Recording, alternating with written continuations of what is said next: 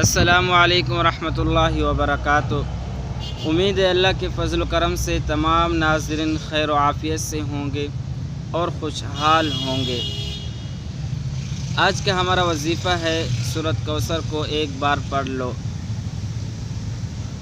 جو جس کے لیے بھی آپ چاہ رہے ہوں، شوہر ہے، بیوی ہے، آپ کی ساس، آپ کا کوئی دوست، جو بھی ہے، انشاءاللہ وہ آپ سے محبت کرنے لگے گا اور آپ کی بات سننے لگے گا۔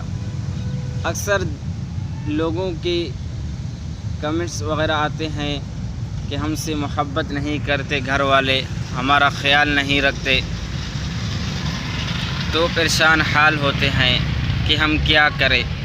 تو اب آپ نے پریشان نہیں ہونا، پورے یقین اور توجہ کے ساتھ سورۃ کوثر کو ایک بار پڑھ لینا ہے۔